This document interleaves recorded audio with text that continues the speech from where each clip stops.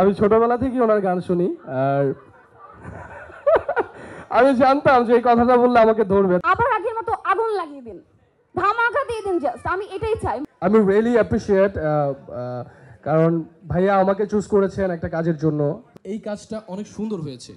ভিএফডিসিতে আমরা হচ্ছে এটার সেট ফেলে কাজ করেছি, অনেক বিগ বাজেটের একটা কাজ।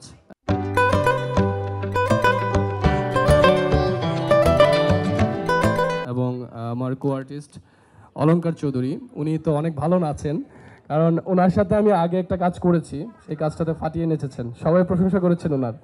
আর এটা দেখলে আপনারা বুঝতে পারবেন এটা তো উনি অনেক ভালো কাজ করেছেন।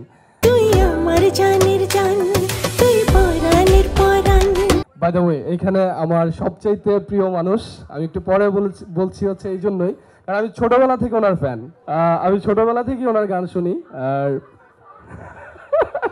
আমি জানতাম যে এই কথাটা বললে আমাকে ধরবে, তারপরেও যেটা অনেস্ট রিভিউ সেটাই আমি বলছি।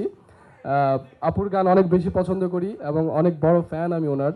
যখন বললো আপুর গান আমি কিচ্ছু জিজ্ঞেস করিনি, ওকে আমি এই কাজটা করব। সো এখানে অনেক গুণীজন আছেন যাদেরকে হয়তো আমি অনেককেই চিনি না, but thank you so much. আমি আসলে নিজেকে ব্লেসড মনে করছি এত গুণী একজন শিল্পীর গানে আসলে অভিনয় করতে পেরে, ডান্স করতে পেরে, মডেলিং করতে পেরে। তো আমি ভাবলাম যে ওকে আমি গানটা করব, কেন করব না এটা কেমন কথা। দেন আমি জানতে পারলাম সেখানে ডান্সও আছে। ডান্সের কথা বললেন ভাইয়া, তো ডান্স জানার পরে বললাম যে ওকে আরেকটা এক্সাইটমেন্ট যোগ হলো, আরেকটা টুইস্ট যোগ হলো, একটা মশালা যোগ হলো এখানে। গানটা শুটিংয়ে গেলাম, গানটা শুটিং করলাম, আমাদের রেজা ভাই আছে, আরিয়ান ভাই আছে, আরিয়ান ভাই এখানে ডিউপি ছিল। সো তার সবসময় সিনেমাটোগ্রাফি আমার প্রচণ্ড ভাল লাগে, প্রচণ্ড।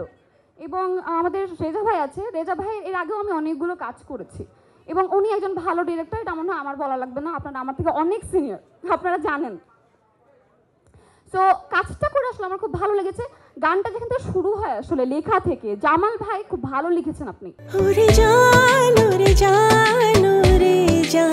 সেই বলছি, আসার সময় আমি লেখাগুলো পড়ছিলাম এবং আমি শুনছিলাম গানে, আমার মনে হচ্ছিল যে এত সুন্দর লেখা আসলে মানে আপনি কাকে ভেবে লিখেছেন, আমাদের ভাবিকে ভেবে নাকি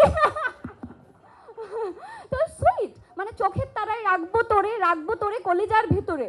তো পরের লাইন আমি আসলে মনে নাই, রিলি সরি, বাট মনে মনে গুনগুন করছি।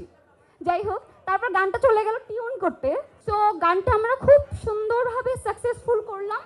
এখন আমাদের গানটা শুধুমাত্র আপনাদের মাধ্যমেই ছড়াতে হবে, যেন সবাই আসলে বাংলা গানের সাথে থাকে, ভালো গানের সাথে থাকে, এটাই আসলে প্রত্যাশা। আমার একটা রিকোয়েস্ট আছে, আমি কি বলবো, এটা আখি আপুর কাছে। আপু, আমি চাই মানে 2025 সালে আপনি যে হয় না যে আবার আগের মতো আগুন লাগিয়ে দিন, ধামাকা দিয়ে দিন, জাস্ট আমি এটাই চাই, মন থেকে চাই আপু। তুই আমার জানের জান।